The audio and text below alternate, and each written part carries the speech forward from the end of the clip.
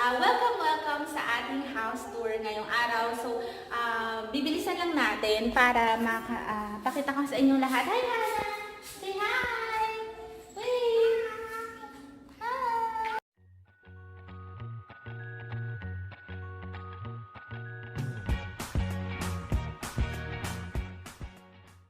Hi mga be! Ayan, paalis na kami.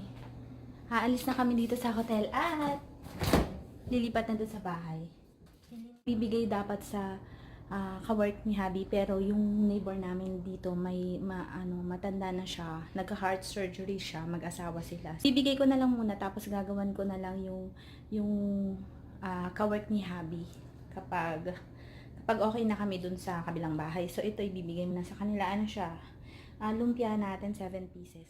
So yun siya be. Ayan, nakuha niya na yung egg roll natin. Gulo naman ang gamit namin. Kawawa siya nung rin dito nabagyuhan. May halaman pa kami dyan be. Kawawa siya. Na heart surgery siya. Tsaka nabagyuhan pa yung bahay nila. Inaayos pa hanggang ngayon. Pero hindi pala siya Amerikana. Koreana pala siya be. Nung pagkakita kong Koreana, i-vlog ko sana, kaya lang kawawa naman. Baka gusto niya ng privacy niya. Ito ang aking baby. Busy kay Dora. Sorry naman, gulo-gulo tayo ngayon. Walang ayos-ayos. Kasi, ito na. Babay na be. Biyahe na kami papunta dun sa bahay. May dala akong bigas, tsaka ready ko na rin yung pera. Wala akong asukal, tsaka asin. Bigas na lang, tsaka pera lang. Yun. Tsaka Bible. Ayun. Bye-bye, bes! Mamaya ulit. Tsaka, baka malagay ko to Thursday o Friday na kasi wala kaming internet pa dun. Ha? Gabay si Lola. Sige. Happy ako. Para sa kanya yon. Nakatadhana sa kanya yung egg roll na yon. Kasi naka-ready na yun 2 days ago para sa katrabaho ni Happy. Bye-bye. Mamaya ulit. Yes! May name tong side na to kaya hindi tayo dyan. Tsaka bawal nga umapak yata. So nandito na tayo. Yung area. Ganyan natin. Ayan siya. Parang sa picture, lalagyan ko ng mga pictures dyan sa unahan siguro. Mas mas alive kasi green na green pa. So baka may camera sila dito at sasabihin weird ako dahil kumukuha ako. So eto, hindi siya against the light. Hala, ayan na, lumabas na yung stuff. Kumukuha kasi ako ng camera. Hindi naman siguro. So, kailangan ko pala mag-save ng memory. So, nandito na tayo. Nandun yung lagoon sa baba pa, mamaya kuhaan ko. Tapos, kuhaan ko na pag nandun na ako sa loob ng bahay. So, dito muna tayo. Okay, excited na ako kasi maliligpit ko na yung mga gamit. So, ayan. Kuhaan ko mamaya kapag naano na tayo sa loob. Ngayon, nagre-register pa lang. Marami tong kapitbahay. Yung swimming pool na andun pala, hindi ko nakuhaan. Ayun yung mamaya na natin. Pakita ko na lang sa mga pictures yung lagoon nila, yung pool nila, ha? So, pagpasok ko sa bahay, para meron pa akong 2 minutes na natitira para sa bahay. Kita-kit! Ayan yung lagoon, mga be. Baka makita yung paper. Waka-waka. Gaga-waka. It's hard to edit. Ayan na. Hi, salamat. Makakapagligpit na ako. Ayan yung driver ko. O, tignan mo. Naka-uniform pa yan. Right side because there's a body in the camera. Hindi ako marunong mag-drive eh. It's important to see. I told them that you're my driver. Ito na si Hadasa. Ayun na yung, naku po. Hindi ko nakuhaan. May kapitbahay. Ito na yung bahay, be. Wala naman yatang number no? So, ayan. Let's go! Ang ingay ni Count, yung aso namin. Pasok muna kami, ha? Hello friends! Good afternoon sa inyong lahat. At welcome sa ating house tour ngayong araw. So, bibilisan lang natin para pakita ko sa inyong lahat. Hi, Hana! Say hi! Wait! Hi! Good girl! So, ayan. Ito yung sala, be. Gusto ko siya kasi meron silang free na parang fireplace. Pero ito, gustong-gusto ko yan kasi dati naming bahay walang ganyan. Tapos, ito yung ref nila. Bibili pa kami ng ilalagay. Pero nakakatuwa kasi bago siya, be. So, yan. Bago yung ref nila. Pati ito, nilutuan nila. Ayoko lang tong sirain. Kasi baka 2 years kami dito, di ba? Hindi ko sure kung 2 years kami or magpa 5 years kami, be. Tapos, ang ganda ng kanilang microwave kasi bago. Ayan. Tapos, ito yung guest room. Halos pare-parehas naman sila ng size. Ang gusto ko lang sa mga closet nila is medyo malaki. Square yan siya ba eh. Hindi diretso. Meron pa sa side niyan. So yan, malawak siya.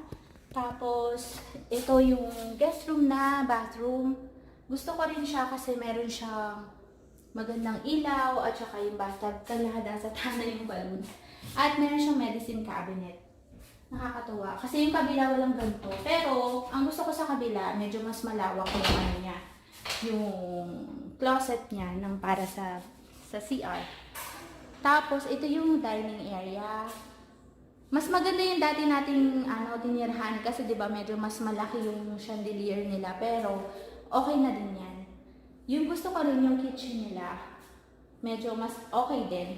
Tsaka yung cabinet. Akala ko medyo maliit pero okay naman siya. Tsaka malinis siya tignan. Yung sink. Okay sa akin. Okay talaga sa akin yung kitchen. Satisfied ako, babe. Pati yung living room. Yan. Ang maganda lang dun sa dating bahay namin kasi, ano siya, di ba? May downstairs. Ito yung room nila Hana at Hadasa siguro. Pinag-iisipan ko pa kung ito yung gagawin namin room nila. Ang gusto ko dito yung pintuan nila. Kaso, yung loob nito medyo maliit ng konti kaysa dun sa kabila. So, ayan siya. May ilaw din yan. Yun ang gusto ko sa kanya. Tapos, ito naman yung main na bathroom. Ayan. Maganda siya. Mga be, tatry ko na tong messenger kasi wala na. Ito yung unang kwarto, yung pangalawang kwarto. Tapos, ito yung CR na. Gusto ko siya kasi malaki siya, be. Parang kagaya din dun sa dati. Pero parang mas malaki yung sa dati. Pero, ayan yung isang kwarto. So, linisin ko muna kasi nagkaroon ng accident yung aso. Nagpupo. So, ito, malaki. Parang mas malaki to. Ayan, yung lagay ng damit. Gusto ko yung lagay ng damit niya, malaki. Tapos, ayan siya. Mamaya ko na lang. Ang ganda ng receiving area nila dito, pe. Cute. Hi, Hana. Si Hana busy. Grabe ang layo ng nilakad ko. Kasi may pipirmahan daw. Grabe be, walang mga tao. Kami lang, sa sobrang dami ng mga, ayan, by floor yan eh.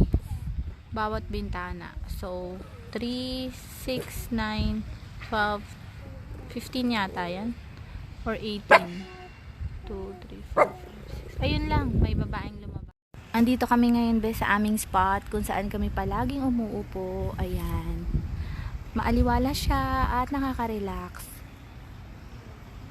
Kailangan lang talagang sobrang ingatan yung mga bata para safe talaga sila. Ang cute ng mga flowers, diba? Ayun, no, sinira nila. Pero ito, buo pa siya. Yan. Hello mga bes! Ito yung view sa amin paggabi. Hana, come here! Ayan si Hana at ang mga dogs nilabas namin. Tapos ayan yung pond. Ganda, no? Maganda doon. Merong ayan yung white na yon. Hindi ko maituro. Hawak ko yung aso. Diyan kami umuupo. Ayan, yan. Diyan kami umuupo sa parang may bench. Tapos ito yung pond. May fountain dyan. Pero ngayong gabi wala siyang fountain. Maganda daw dito pag summer. Kasi talagang mas alive na alive. Yung mga halaman. Ayan, kuhaan natin yung other side. So, ayun, meron pa doon. Mga apartment din. Tapos sa kabila, hindi ko na makuhaan yung sa after niyan eh. Pero dito, yan yung palibot. Ito, tsaka ito. Yan. Nagustuhan ko dito be kasi hindi kami dyan sa gitna. So maganda siya kasi dito sa harap namin maraming bahay. So masaya siya tignan. Pero kahit saang part ka naman dito, masaya rin tignan dahil tsaka nakaka-relax. Dahil lahat ng parts ay meron yung triangles. So, ayan. Tsaka meron tong storage area. Yan yung storage area niya. So, yung pinatay ko na yung dyan sa, kusina. So, thank you mga bes sa pagsama sa amin. Subuksan natin yung ilaw. Ayan.